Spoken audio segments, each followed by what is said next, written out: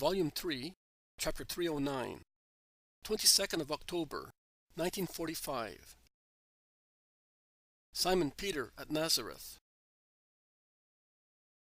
It is late in the morning when Peter, all alone and unexpected, arrives at the house in Nazareth. He is laden like a porter with baskets and little sacks. But he is so happy that he feels neither weight nor fatigue. He smiles blissfully at Mary, who goes to open the door, and he greets her with joy and veneration at the same time. He then asks, "Where are the Master and Margium?" They are on the embankment, above the grotto, but towards Alphaeus' house. I think that Margium is picking olives, and Jesus is certainly meditating. I will call them. I will see to that. Leave all your bundles first. No. They are a surprise for the boy. I like to see him open his eyes wide and rummage eagerly. It makes him so happy, poor boy. He goes out into the kitchen garden. He goes under the embankment. He hides in the cavity of the grotto, and he then shouts, alternating his voice a little, "Peace to you, Master," and then, in his natural voice, "Margium." Margium's shrill voice, which filled the peaceful air with exclamations, becomes quiet. There is a pause. Then the almost girlish voice of the boy asks, "Master, but was that not my father calling me?" Jesus was perhaps so engrossed in thought that he did not hear anything, and he openly admits it. Peter calls once again, "Margium," and he laughs his usual hearty laugh. "Oh, it is him! Father! Father! Where are you?" He leans out to look in the kitchen garden, but does not see anything. Jesus also comes forward and looks. He sees Mary, who is smiling on the doorstep, and John and Syntyche, who are also smiling from the room at the end of the kitchen garden, near the stone oven. But Margium comes to a decision. He jumps from the embankment, just near the grotto, and Peter is ready to catch him before he touches the ground. It is touching to see how they greet each other. Jesus, Mary, and the two disciples at the end of the kitchen garden watch them, smiling, and then they all gather round the little fond group. Peter frees himself, as best he can, from the grip of the boy to bow to Jesus and greet him once again. Jesus embraces him with the boy, who is still clinging to the apostle, and asks, "And, Mother?" But Peter replies to Jesus, who asks him, "Why did you come so soon? Did you think I could stay away so long without seeing you?" And then, then there is Porphyria, who did not leave me in peace. Go and see Margium. Take him this. Take him that. She seemed to think that Margium was among highwaymen, or in a desert. The other night she got up just to make honey cakes, and as soon as they were baked, she sent me off. "Ah, honey cakes," shouts Margium. Then he becomes silent. "Yes, they are in here with figs dried in the oven, olives and red apples. And she baked an olive oil loaf for you. And she sent you some cheese made with the milk of your sheep. And there is also a water-resistant tunic. And then, I don't know what else there is." "What? Are you no longer in a hurry? Are you weeping? Oh, why?" "Because I would have preferred you to bring her here, instead of all these things. I am very fond of her, you know." "Oh, divine mercy! Who would have thought that? If she were here listening to you, she would melt like butter." Marjam is right. You could have come with her. She certainly wishes to see him after such a long time. We women are just like that with our children, says Mary. Well, but she will see him before long, won't she, Master? Yes, after the dedication, when we go away. No. When you come back after the dedication, you will come with her. She will stay here with them for a few days, and then they will go back to Bethsaida together. Oh, how lovely! I will be here with two mothers. The boy is cheerful once again, and happy. They all go into the house, and Peter relieves himself of his bundles. Here is some dried, pickled, and fresh fish. It will be useful to your mother. And here is some of that cream cheese, which you like so much, Master. And here are some eggs for John. I hope they are not broken. No. Good. And some grapes. I got them from Susanna at Cana, where I slept. Then... Ah, look at this, Marjam, how clear it is. It seems to be made with Mary's hair. And he opens a jar of treacly honey. Why so much stuff? You have gone to a lot of trouble, Simon, says Mary, looking at the bundles, parcels, vases and jars on the table. Trouble? No. I had a good haul, and I made a good profit. That, as far as the fish is concerned. With regard to the rest, it is all homemade. It costs nothing, but gives so much joy to bring it. In any case, we are now at the dedication. That is the custom, isn't it? Are you not tasting the honey? I cannot, says Marjam seriously. Why?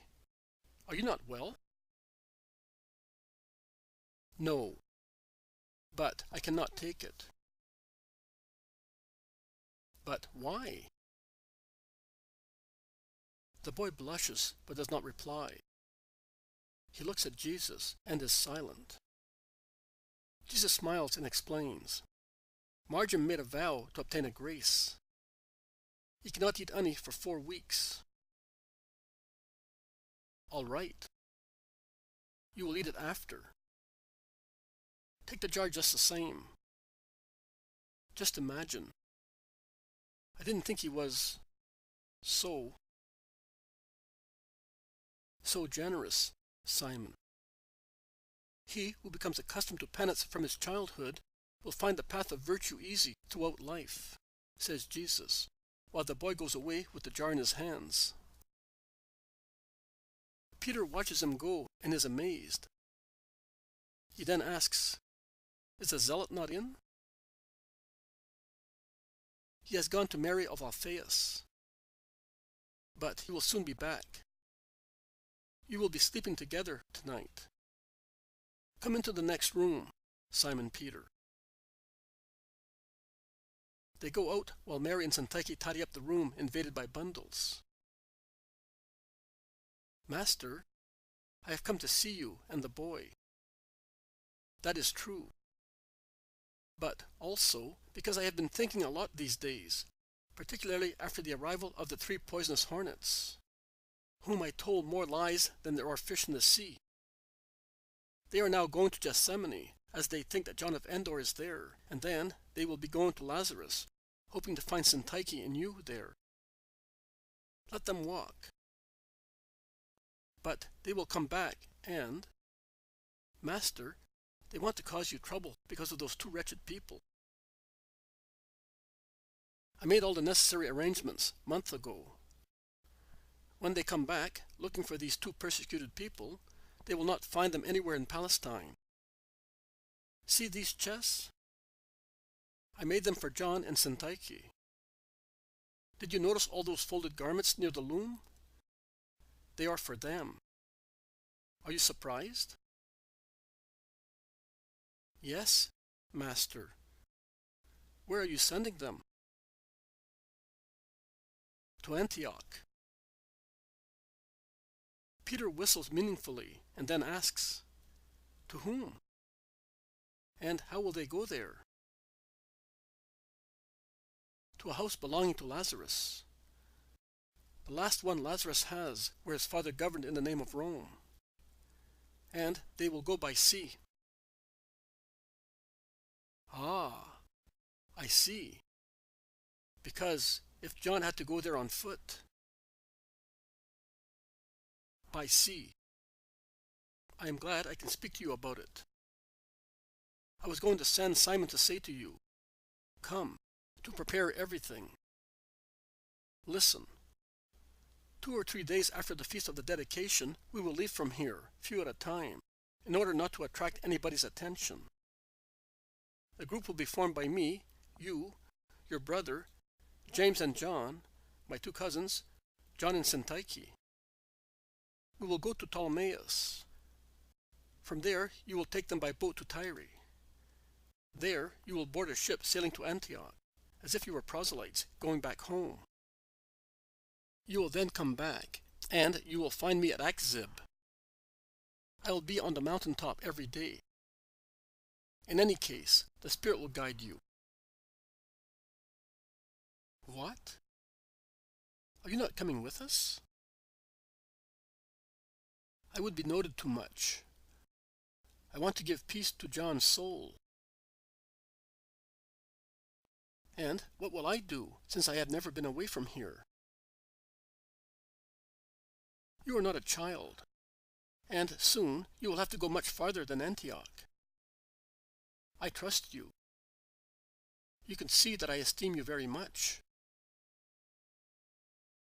And what about Philip and Bartholomew? They will come and meet us at Jotapata and will evangelize while waiting for us. I will write to them, and you will take the letter. And those 2 over there, do they already know their destiny? No. I want them to celebrate the feast in peace. Poor people. Fancy that. People are persecuted by criminals and... Do not foul your mouth, Simon. No, Master. Listen. How will we carry these chests? And John? He looks seriously ill to me. We will take a donkey. No. We will take a cart. And who will drive it?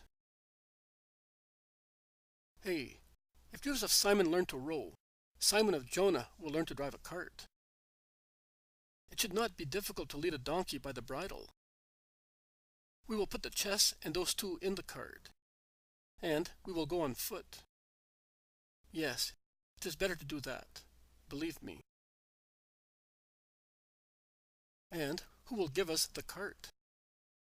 Remember, I do not want our departure to be noted. Peter thinks. He makes up his mind. Have you any money? Yes. Still quite a lot of the money we got from Misachi's jewels. In that case, it is easy. Give me a sum. I will get a donkey and cart from someone, and, yes, we will make a present of the donkey to some poor wretch, and the cart. We will see.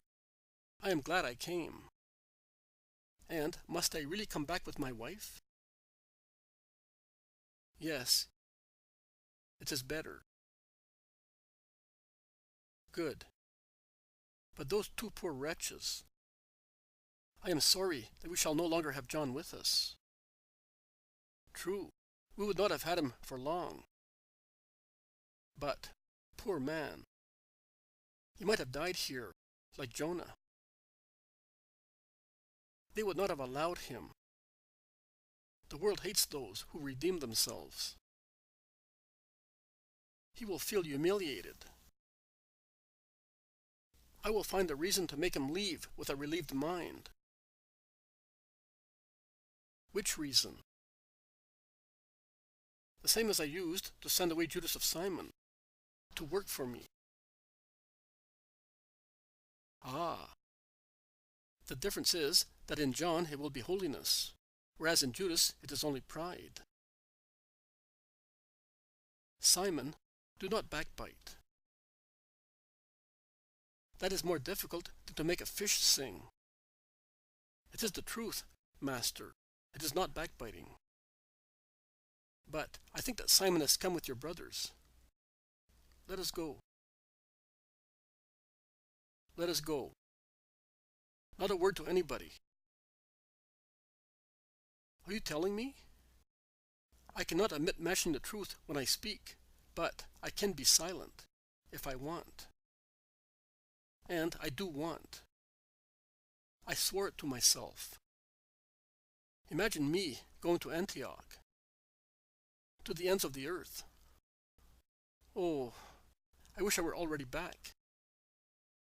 I shall sleep no more until it is all over. They go out, and I see no more.